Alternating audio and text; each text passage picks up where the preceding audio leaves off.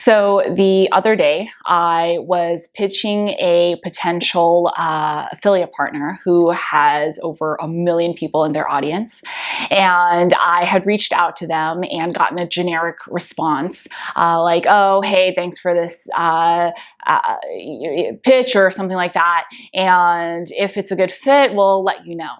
And as soon as I got that, I started pulling up that person's profile on social media, their Instagram, their Facebook. I started looking at their blogs. I looked at their podcast, and I was just thinking, okay, let me take a look at what content has worked out really well for them, what kinds of angles do they really like, what kinds of content does their audience really like.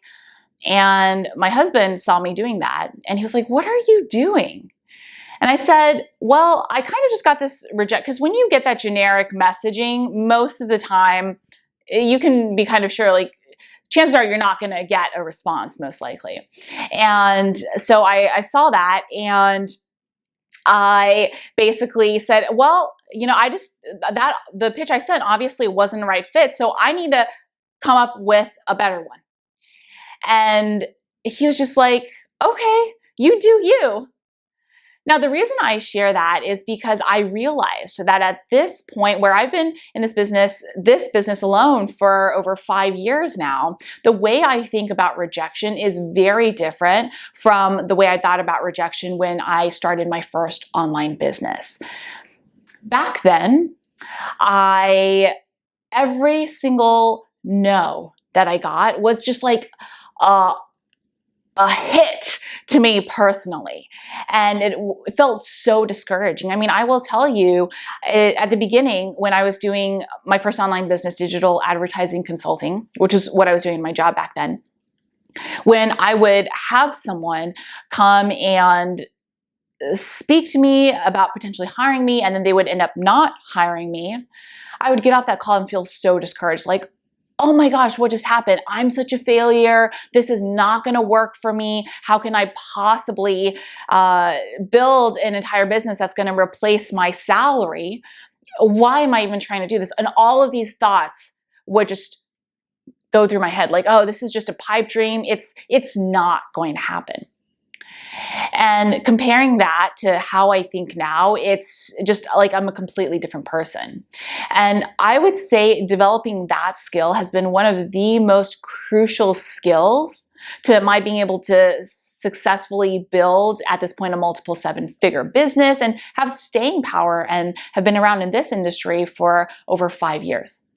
And so what I'm going to share with you today, and I wanted to share the before and after so you can see, it wasn't like I was naturally born confident. It wasn't like I was, it wasn't like I had any advantages that you don't have. It truly is something that you can develop for yourself if you're serious about building your own online business. So let's talk about switching that reaction to rejection and really learning to embrace it, if not love it. So one of the first things I noticed, at this point, I've coached and worked with over 1,000 students and clients. So I have seen this a lot. I've had a lot of data to observe and gather. And what I have noticed is that time after time, the same fears come up when a new entrepreneur, new coach is rejected.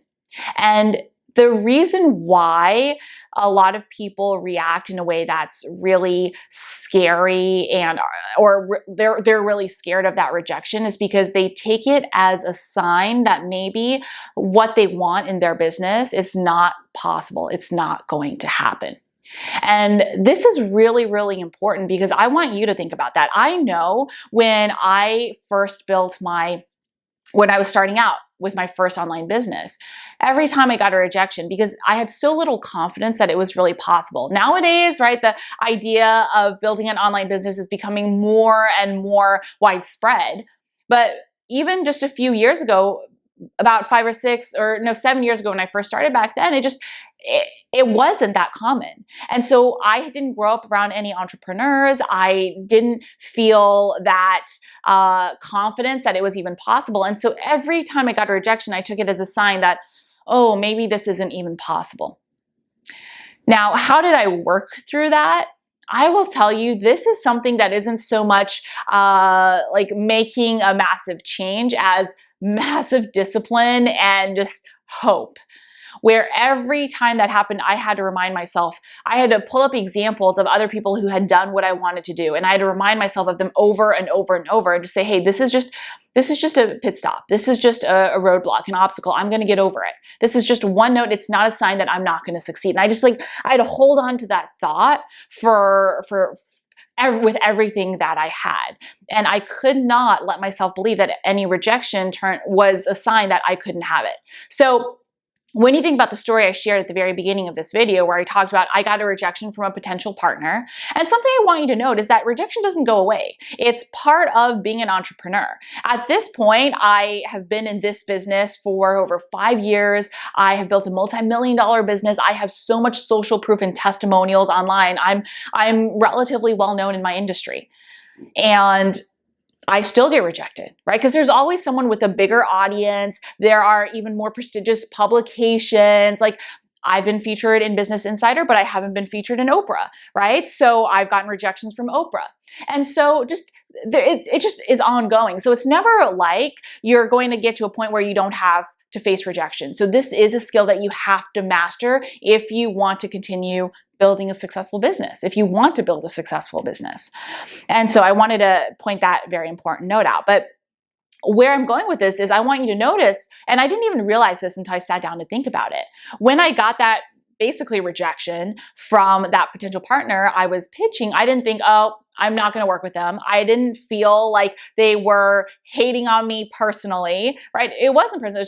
It wasn't the right fit. I didn't pitch the right angle. It didn't feel like a good fit for them. And so I just thought, okay, that's a rejection for now. How can I improve it? I didn't take it as a sign that, oh, they're never going to work with me. They hate me. I'm not good enough. Any of that. I made it not personal. I didn't take it as a sign that I couldn't have it, because I built that faith bit by bit over the past few years. And then I thought about, and that's the next piece I want to talk through, what can be improved? So again, I want to make it really clear. This is not something that I just came up with or was born with. This was something I had to train myself to think through, where every time I got a rejection, instead of taking it super personally and thinking, hey, like, how can I, this is not possible for me. How can I possibly do it? I started thinking, okay, if I was looking at it from a very scientific point of view, where I'm an engineer by training. Fun fact, my first job was as an engineer supporting one of the teams supporting the space station. So that was really cool. But anyways, taking that engineering training and looking at something and analyzing, okay, why is this not working? Right? Really breaking it down analytically instead of taking it as a reflection on me or my hopes and dreams. And so taking that, what I did was I basically, in the beginning, was getting a lot of people saying, hey, I can't afford you, you're not the right fit, on my sales calls in my first online business, I would look at it. And then I would analyze and see, okay, so what exactly could I have done to improve this? Was it my sales call itself? Right? Could I have said something a little bit better? Because I started out with no sales training, so I had to learn that as well, bit by bit. Or is it because that person said, hey, I haven't seen enough of your content online and I don't really know if I can trust you, so I need to create more content? Or was it just not the right type of person to work with me, right? Maybe they weren't ready. And so how can I attract more of the right people who are ready versus just trying to attract anybody who will speak with me on a sales call, right? So just thinking through all of those pieces and analyzing it, that's what really shifted it from, oh, it's about me, to, okay, it's about this situation. What do I need to do to improve it? And so every time a rejection happened, which was a lot, by the way, there was a period in the very beginning of my first online business where I literally had over 30 people in a row say, I can't afford you, or this is not the right time, let me think, basically no to me in a row. And this was when really it was really one of those, hey, are you going to do this or are you not moments? Whereas, hey, am I going to break through this, or am I going to let these rejections cause me to give up? And I just wanted to build my own business. I wanted to create my own life. I wanted to leave my 9 to 5. I just knew there had to be more, and I wanted it so badly. I didn't give myself an option but to believe in the end results I wanted. So that's the first piece. And like I said, the second piece was I sat back and I analyzed, okay, what exactly about this situation is going on that I need to improve? So let me make it more concrete for you and give you a really common example. I help a lot of people who are wanting to start out and go on that journey themselves from employee to entrepreneur, building their own online coaching business. And so a very common question I'll get is, Lisa, it feels like I'm doing all the work, right, that you talk about in your courses and your coaching and things like that, but I'm not getting the results. Maybe I'm just not meant for this. And what I will say is step number one, right? If you're feeling that, or maybe it feels too overwhelming and you don't even know where to start. Step number one, you've got to believe it's possible for you. If you don't believe it's possible, nothing's going to happen, right? No one is going to believe it for you. You have to inundate yourself with all of the examples of other people who have done it. If you go online nowadays, there are so many examples of people who have built really successful lifestyle online businesses in, I mean, any industry you can think of, there's someone there who has done it. Many, many people who have done it. You have to inundate yourself with proof and just remind yourself and choose to believe if they can do it, so can I. Yes, they worked hard. Yes, they, did this and that, but those are all things I can do as well. They didn't have anything that I can't do or don't have. You have to remind yourself of that. And then the second piece is the analytical piece, where you have to sit down and analyze, okay, what exactly is going on? And I'm going to share some of the most common elements that come up when this is happening. So the first thing you want to think through is your offer. Is it something that people actually want? Or did you just make it up, right, out of thin air because you wanted to sell it? And if you don't know the answer to that, if you don't know if this is something that you absolutely want, what I would recommend is I've got a video on how to market research and understand your clients. So make sure you check it out in my videos list and find that and make sure you watch that and then implement that. Now, so that's the first piece, making sure you've got the right offer. The second piece is making sure that you're offering the offer to the right people. Right? So if you're trying to do career coaching for people who think it might be nice to have a new job but don't really care enough, that's not the right fit. If you're doing career coaching to help people get a new job, you need to be connecting with people who are thinking right now, I want help finding a new job and I'm ready to take the action and to invest and whatever I need to do to get that new job. So make sure there's no disconnect there. That's the second piece. The third piece is you want to be making sure that you are going out there and putting yourself in front of them. So if you are doing things like posting on your Instagram that has 10 followers, emailing your email list that has one person and it's your mom on your email list, that's not effective because you're not, even no matter how great your content is, it's not getting you in front of the people who would actually potentially buy from you. So you need to be going and finding them where they are, whether that's in a Facebook group, on LinkedIn, on other social media platforms, on industry-specific forums, on publications, wherever. That's where you need to be going and sharing your content. So that's a very, very common mistake. I will have a lot of people say, hey, I'm doing everything. I'm not getting clients. And I will say, okay, where have you put yourself in front of your clients? And they will just say, oh, oops, I've been sharing all this content on my Instagram. I have no followers. It's just my friends and family. No one who would potentially want to buy from me for whatever it is I do. Okay, now I understand what's going on. So doing that, and then the final piece, making sure that you are doing it consistently, right? Making sure that you're tracking the numbers. So if you go and put yourself out in front of one group where your audience is, and you're like, okay, I didn't get a client, I'm done. All right, chances are, right, if you break it down logically like that, it makes sense why you wouldn't be getting the clients that you want to be getting. If, however, you are basically saying, okay, I went to this place, I got in front of this many people, and I got one sales call. Now I know for every 10 people who read my post, I get one sales call. okay, I'm gonna do a few more of this consistently every single day. And what I recommend as a side note is, especially when you're starting out, mark it on your calendar every day during at least the weekday where you are doing this. So it's just like a to-do on your calendar. It's not something where you can feel, oh, do I wanna do it? Do I not wanna do it? And then basically saying, okay, so if I have 5 sales calls, I make 1 sale. All right, so now I know to make a sale, I need to get 5 sales calls. To get 1 sales call, I need to get in front of 10 people with my content. And so you can back into mathematically what that looks like. And you can see how I've broken down the different elements for you, the different 5 elements and the different pieces to be analyzing so that you can sit down and really, you might want to replay this piece again and really analyze, okay, if I'm doing the work or if I don't know what to do, I basically just also mapped out what you need to be doing. So just a lot of lessons in this one piece. All right, how do I analyze it?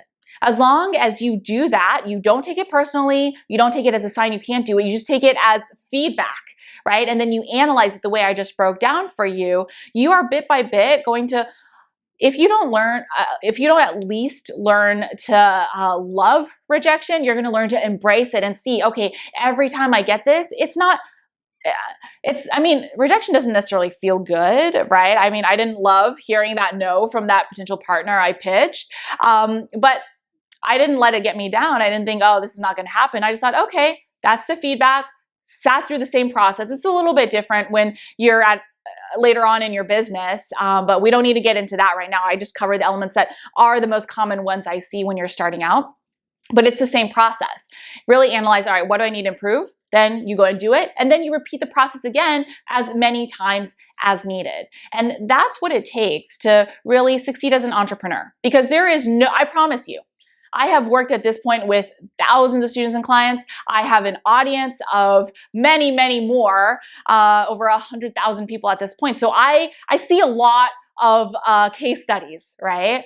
Not a single person succeeds without failures and rejections along the way. It's how you handle them, like the way we just talked about, that affects ultimately whether or not you do succeed.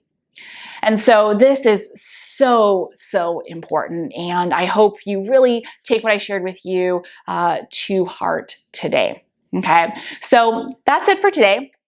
I do have 2 other really great things for you today. So the first thing I have for you today is another great video training on a very common question that I get, which is, when should I hire my first virtual assistant? So that video training is somewhere either on the screen and or linked in the description below. So make sure you check that out. I also have a really great PDF for you on my 20-second script to get your first paying client. And if you use that script, you're gonna love it. It's gonna feel really good. And it's also gonna minimize potentially your likelihood of getting rejected and increase your likelihood of getting a sale. So make sure you check that out. The link to sign up and get that is, again, either somewhere on the screen and or in the description below. And if you are new to my channel, this is the first video you're watching, make sure you hit that subscribe button to be notified when I release a new amazing training every week on building your own online business. So that's it for today. Thanks so much for watching, and I will see you next time.